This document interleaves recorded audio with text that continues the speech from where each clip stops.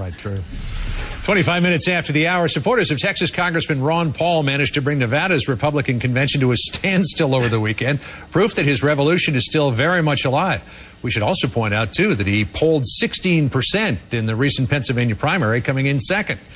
Congressman Paul joins us now to talk about the convention and his book, a new book that's just out, The Revolution, a Manifesto. Good morning to you. It's great to see you. Good morning. And to all the Ron Paul fans who have been plugging this appearance for the last few days, thanks to them as well. So why is this country in need of a revolution, and a Ron Paul revolution in particular? Well, you know, there was a statistic out last week. I think 90% of the people were annoyed about what's happening in the economy and the future of this country, and they're very annoyed with what's happening. So we need to change. Everybody is talking about that. The big question is which way are we going? Even the other candidates, the conventional candidates, are out there talking about, I'm going to do this, I'm going to make change, and they talk about, but they're not very specific. Yeah, you don't seem to have a lot of faith that they are actually agents of change. You say that the parties, what you call the Republicrats, is what the new party should be called. You say in your book, quote, no wonder the news networks would rather focus on $400 haircuts than matters of substance. There are no matters of substance. Do you really believe that? Because the candidates are out there. They're talking about health care. They're talking about the economy. They're talking about the Iraq war. Those are substantial issues. Yeah, but it's all pretty much status quo or more of the same. I mean, is anybody talking about free market medicine? No, they're talking about more government. Yet we've had government in medicine for 35 years, and look at the mess we have. Do they talk about changing monetary policy? No, they're going to maintain this Federal Reserve System, which has created the monster. It creates all our bubbles, creates our recessions, creates the inflation. They're not talking about that.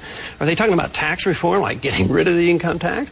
Are they talking about a new foreign policy, which is an old foreign policy, the old Republican foreign policy of non-intervention, where we don't go out and pretending to police the world?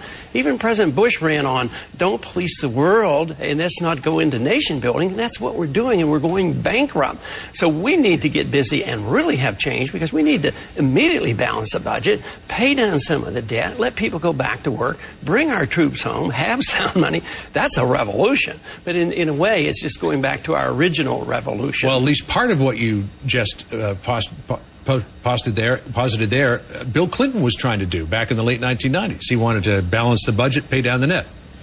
Yeah, he was lucky because he was on the upswing of the boom cycle when the Fed was pumping in the money through the 90s. There was a lot of capital gains money coming in, but there were no significant cuts in it. What program got cut?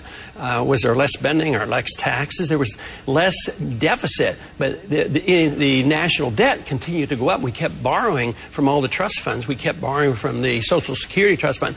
There was no significant change in policy. And the three other candidates right now in the race, there's not much difference between the three, and it's continuation of the same policy. Anytime you were ever asked whether or not you would launch an independent candidacy for the president, you said, I mean, without fail, I'm a Republican. I'm a member of the Republican Party. As a member of the Republican Party, do you have any interest in campaigning for John McCain? Probably not unless he changes his tune, like bring the troops home. But, you know, he's the greatest proponent of the war. How can you be a good Republican if you don't campaign for the Republican candidate, particularly when you've still got an amazing well of support out there? Well, maybe you're a good Republican if you stand up for Republican principles. I would argue that leadership in the last 10 years have drifted from Republican principles. Deficit financing, big government, more taxes, more bureaucracy, more regulations, more entitlements, policing the world. But that's not what we stand for. So I would say that our position is very much in tune with being a good Republican. Let me ask you about a couple of the big issues that are out there affecting Americans right now. The price of oil, food shortage, which is global food prices here in this country, and the debate over biofuels and whether or not food products, sources of food, should be used to try to offset our dependence on foreign oil. What would a Ron Paul revolution do to address those issues? Turn it over to the market. Politicians and bureaucrats are not smart enough. The most important thing the government can do is to make sure there's no inflation so the prices are held down. But if you turn it over to the market, wouldn't they just drill every untapped resource for more oil? Where would the incentive be for alternative fuels? Of price. When prices go up, you have alternatives, and politicians don't know about that. We set the price too often, or assume that we know. We set the price of money, interest rates, which is always, wrong. It's either too high or too low. So the market is much smarter than anything the politicians can do. So when the prices go up, we use less and they look for alternative sources. But instead, the government gets involved and they say, oh, it's corn, so we subsidize corn, we burn up our food, and then the prices of food go up, and we do this with more inflation and more printing of money. So the government just messes the whole thing up, but they have a responsibility.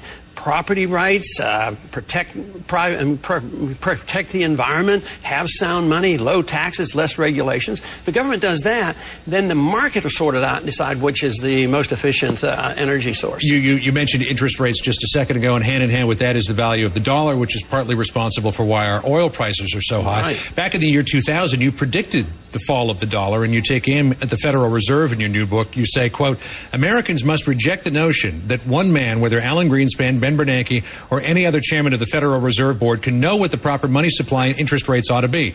Only the market can determine that. You're all for abolishing the Fed. They're meeting over the next couple of days, tomorrow and Wednesday, to decide what to do about interest rates. What do you think is going to happen, and what do you think the result will be? Well, they're going to print more money and try to lower interest rates because they're in a mess.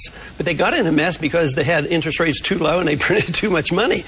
So they created this problem by inflating the currency, and the only solution is inflate the currency more. And all I'm arguing there is that you follow the Constitution. There's no authority for a central bank, and only gold and silver is supposed to be legal tender. We knew, the founders knew what runaway inflation was all about, how they destroyed the continental dollar, and now we're destroying the dollar once again. It's a serious, serious problem, economically and politically. There's so many things to talk about with you, and unfortunately so little time, but I just wanted to ask you about one other thing. The Nevada State Convention was suspended over the weekend because your supporters there got a rule change in which slowed things down in terms of how the delegates were counted and apportioned. What was that all about, and what will the net effect be? I don't know all the details. I was there, gave a speech, and then I had to move on.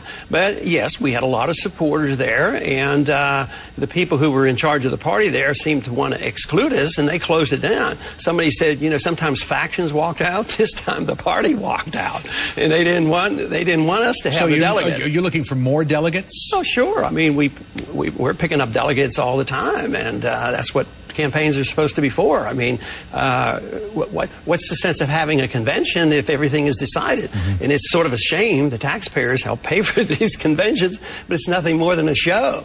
And we're trying to say that we have a right to argue our case that the Republicans ought to stand for something. And they used to, and I'd like to see that happen again. Well, you still got some money to do it, too. I think you got $4 million left over in your campaign. Something like that. Not bad. Other candidates would like that money. Congressman Paul, it's always great to see you. Thank you. Thanks for dropping by this morning. Congratulations on the book. It's a great read. It's a very small book, too. It's easy to carry around. Thanks again. Thanks for having me.